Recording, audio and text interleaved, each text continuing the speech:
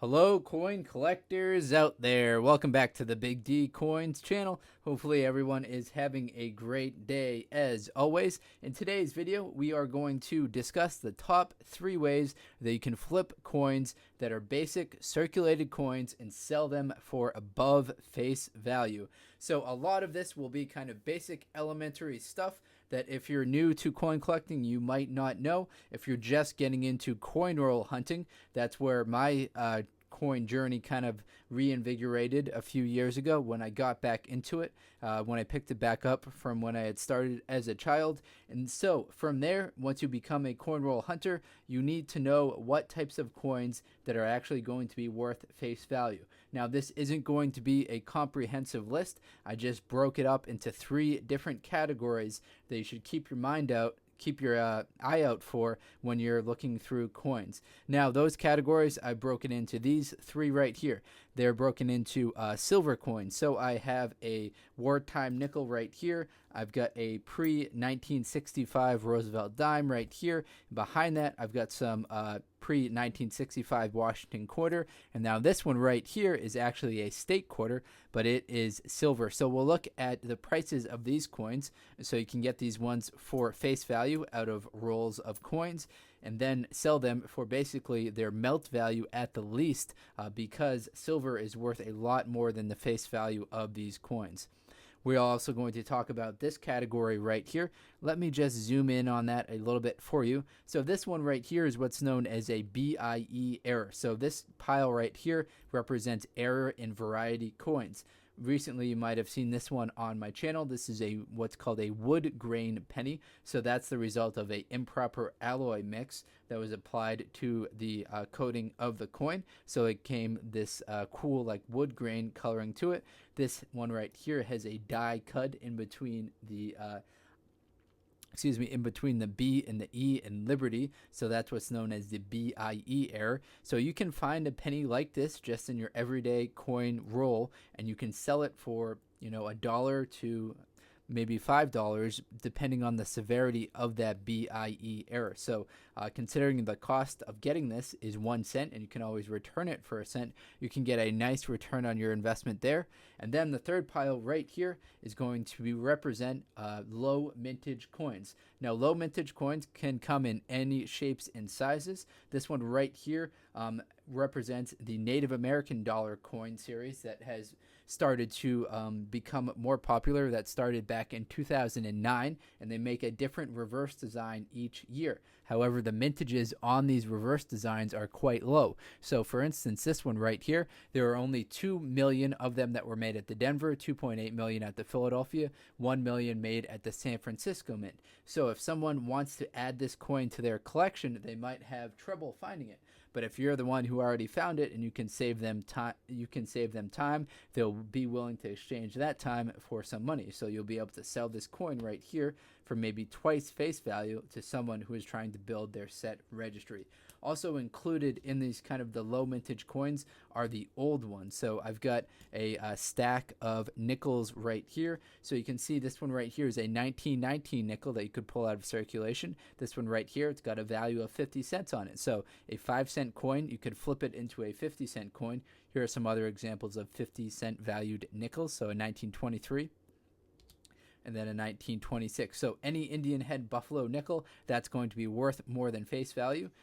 The problem you'll have when flipping individual coins is selling them at scale will be a little bit tough, because a lot of the times you'll sell these coins on eBay or at your local coin shop. Either way, you have to get the coin to the customer, and that of course costs a little bit of money. So if you're driving to your local coin shop, that might cost money as far as putting gas in your tank, and then that can really eat away at the profits. If you're selling on eBay, then of course you've got to pay shipping costs. One way you can minimize that is by selling at volume. So if you collect maybe 10, maybe 50 or 100 buffalo nickels and then sell them as a set on eBay, you can really make a big, nice kind of margin there. So if you were to put together a complete kind of registry of 1920s or 1930s buffalo nickels, then you could sell them quite easy, or a little bit easier than selling each individual nickel.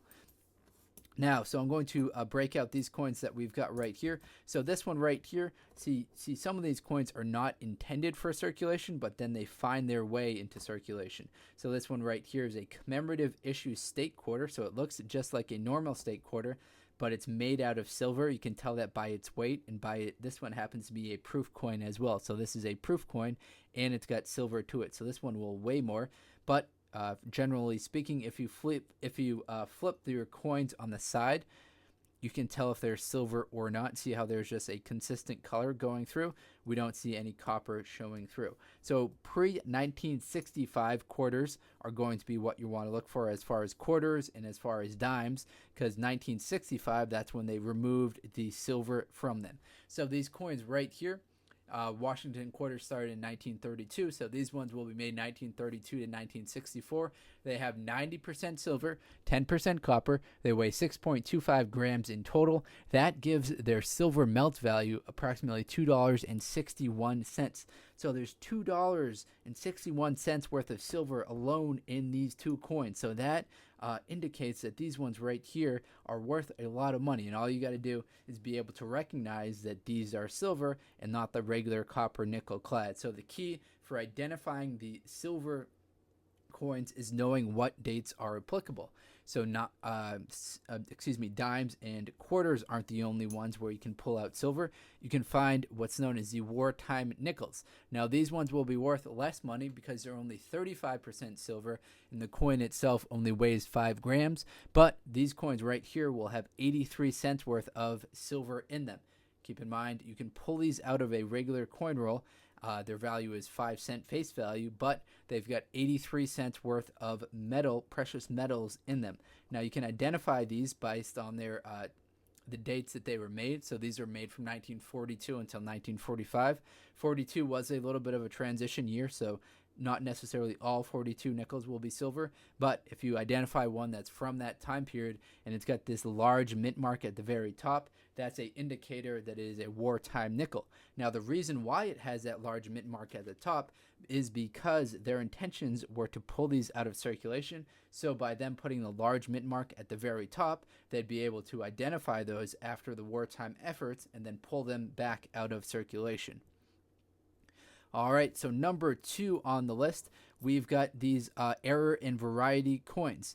Now, error and variety coins, you'll have to get a little bit more of a technical understanding, but essentially what you'll need to do is just look at your coins closely. You can do that by looking under a magnifying glass or a USB microscope. Those are pretty popular, and you can get those for very inexpensive, but that will help you identify any errors. So we're looking at this one right here. This is a common BIE error. So the more common it is, unfortunately, the less value it will be, but the easier it will be to find. So if you look between the B and the E in Liberty, you'll notice that there's what's technically called a die cut. So that's a little bit of extra raised piece of metal in between the B and the E, creating a raised piece of metal. So that's a 1957 BIE error penny that will sell for about $1, and this Woodgrain penny right here will sell for about $1 as well. So a 100 times return on your investment if you can pull out a penny that's got an error on it and then flip it for $1. Now this one right here is the the Mohawk nickel. So the Native American dollar series, as I mentioned, they started alternating their reverses back in 2009. So each year they come out with a different reverse. Now you can make your ways, I guess, kind of 2 ways with this coin. One is if you find it early, so if you've got this right when they came out, people will pay a premium for that, or if it's got low mintage. So this one right here, if you found it early and it's got low mintage, then you can sell it for a little bit more of a premium. But as I said, the mintage is on this at the very beginning of the video. $2 million at the Denver, $2.8 million at the Philly, and $1 million at the San Francisco. That is very low mintage considering that there are over 300 million people that live here in the United States. Also, this one right here, this is a 2009 San Francisco mint Jefferson nickel. So the reason why 2009 is because we're going through the financial crisis in 2008, 2009, and the mint actually cut back on their production, and it turns out that the 2009 nickels and dimes had exceptionally low mintage. So it's hard to find these ones right here in great condition. So keep your eye out. for the low mintage years. Now, low mintage years will be a little bit harder for you to recognize or to understand, but you can easily get a list of the mintages. If you're about to roll through a bunch of nickels, print out an error list of nickels. Print out the Wartime Nickel range as well as the mintage amount. So that will get you errors. That will cover you for errors, low mintage, as well as silver. So you can kind of hit the trifecta there as far as knowing what you should be looking for. So let's quickly recap the 3 strategies for flipping your regular currency into kind of more valuable currency. We have low mintage, as shown here with a 2009 nickel and a Mohawk Indian dollar.